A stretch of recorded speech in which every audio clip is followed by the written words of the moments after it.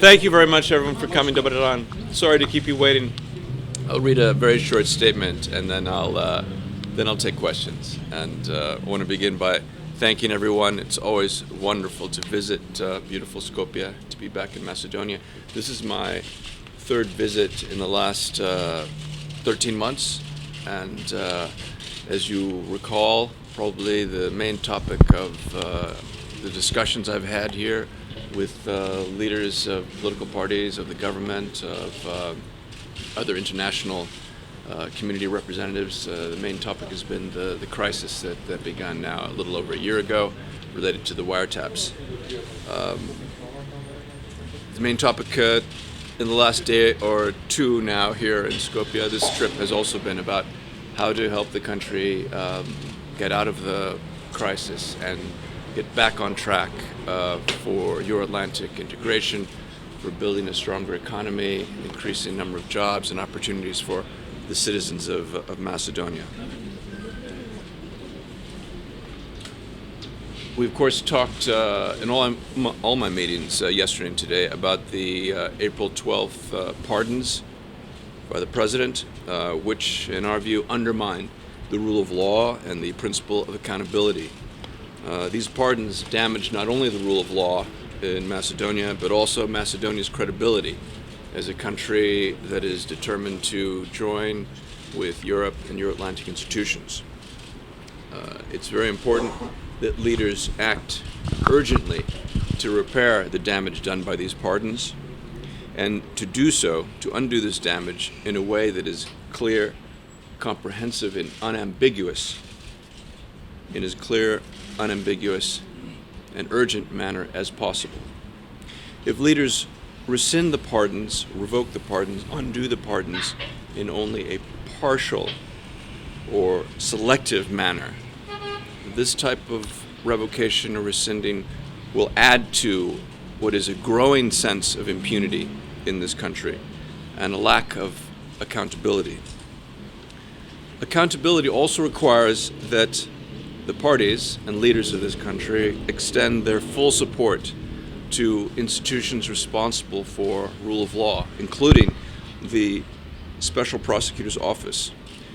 Until there is accountability for wrongdoings related to the wiretaps and other crimes, Macedonia will remain stuck, mired in this crisis, and will not be able to make progress towards its most important goals, which include progress towards NATO and the European Union, Euro-Atlantic institutions.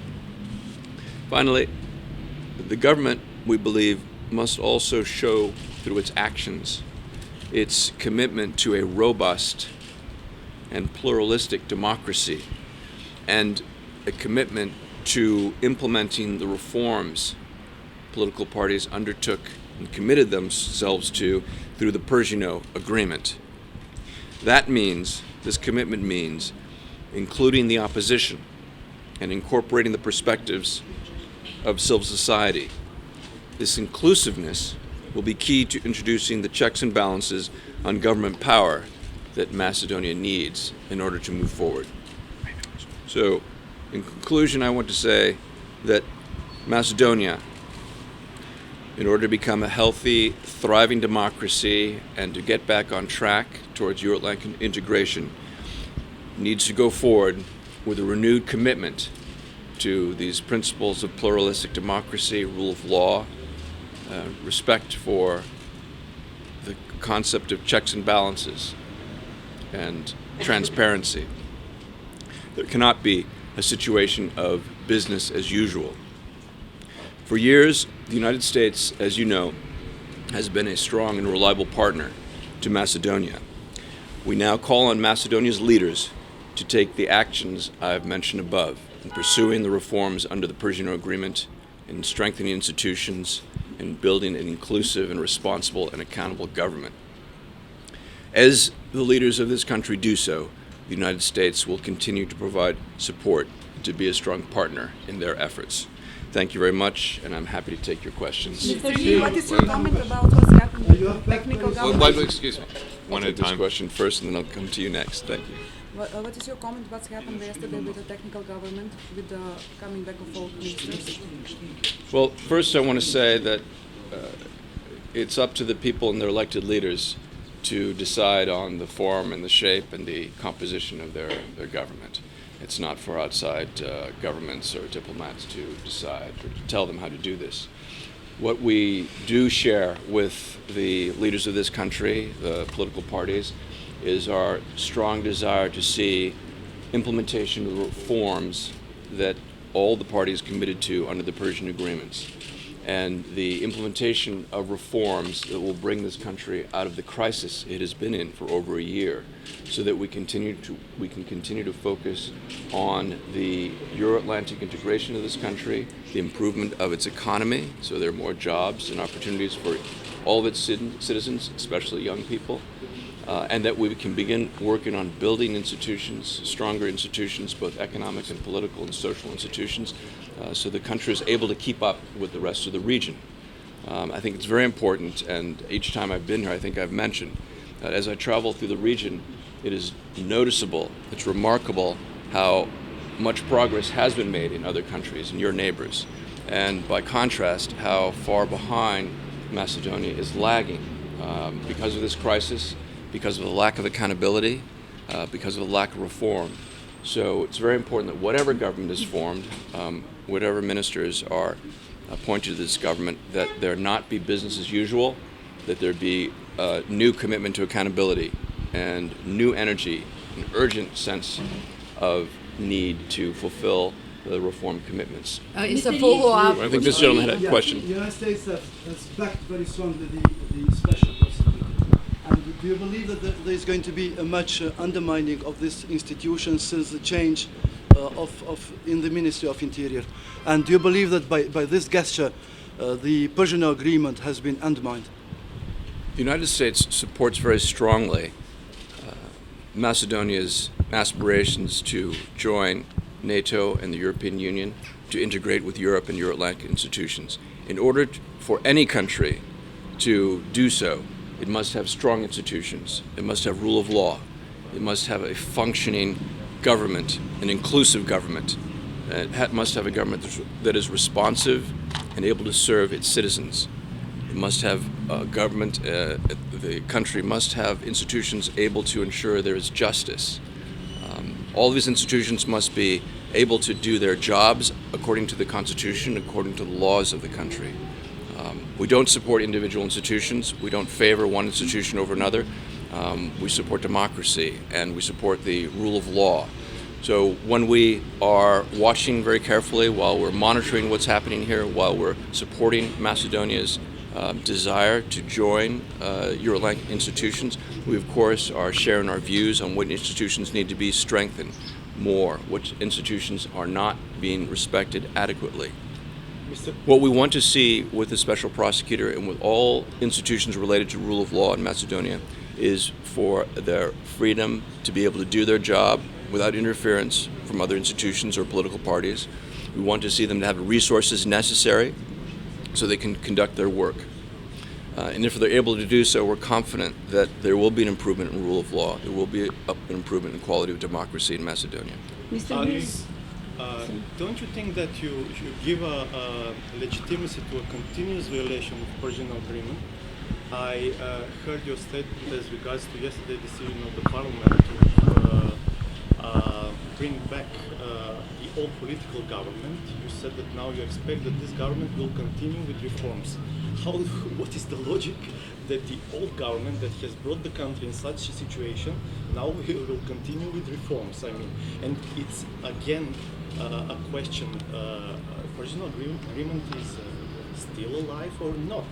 Because we have decisions for pardoning from the president, which is against the principles of the Persian Agreement.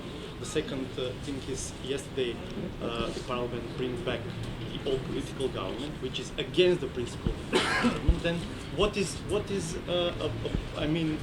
still alive from Persian Agreement? That's a lot of questions. I'll answer as many of them as I can remember. First, regarding the government.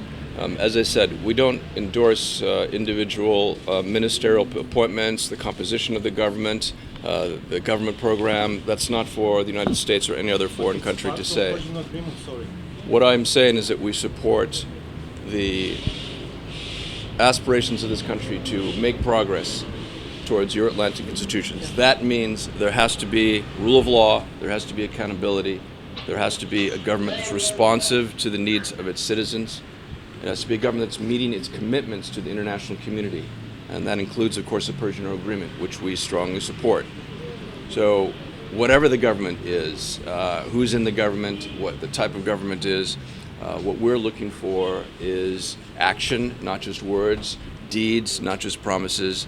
We want to see progress towards meeting the commitments that Macedonia has made under the Persian Agreement and other agreements in order to ensure the country can establish the conditions necessary, not only for integration, but for holding elections, free and credible elections, as soon as possible after the conditions for such elections have been created.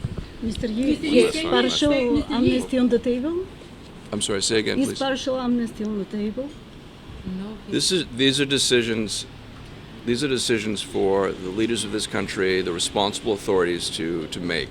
And what I've said about the pardons is that we feel that the pardons of April 12th, the mass pardons given to some 50 and more politicians in this country, some of whom were suspected of crimes related to the wiretaps, related to electoral fraud, that this pardon undermined the rule of law.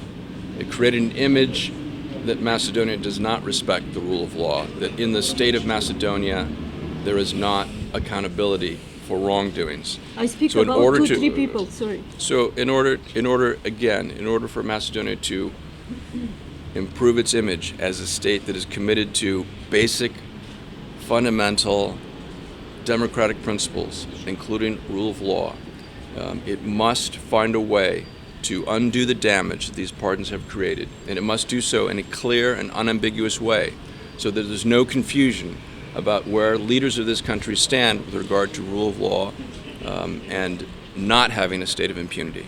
So I think I elections are not can about take people. one more. I can take one more question. Do the opposition should be a part of the next government? Can we expect the ex-prime minister, Mr. Gruevski, to coming back on power on the head of the government on the end? Because we don't have technical government in this moment, and that is the base of the Persian Agreement.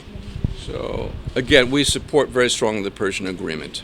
We support the principle that Macedonia needs a government that's going to be able to fulfill the reforms that it undertook in the Persian Agreement, that it will be able to deal reliably, effectively with the international community, that will have the necessary credibility to carry forward reforms, both domestically here and in dealing with the international community, in attracting foreign investment, in ensuring the country receives sufficient international assistance to carry out these reforms. So it will need a government. It will need a government with leadership that is beyond reproach, that is beyond any doubt with regard to its integrity, their integrity. It will need leaders who have a proven track record of being able to carry out responsibly in accordance with democratic principles their obligations as leaders. Does this mean that you're asking for stronger guarantees I'm very sorry, I that have it to won't go. turn into a vicious cycle or let's say an infinite loop of bad decisions over here in Macedonia? Look, let me say, and I'm sorry, this is the last answer I can give.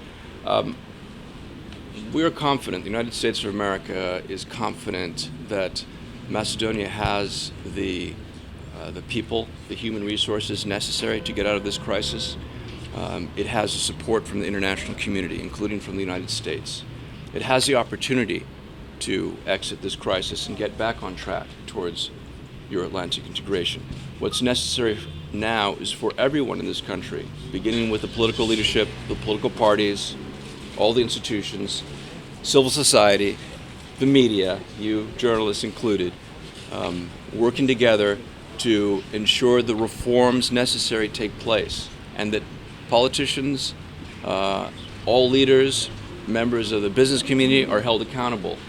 There has to be rule of law. There has to be respect for the constitutional laws of this country.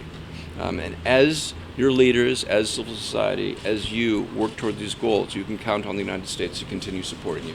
Thank you very much.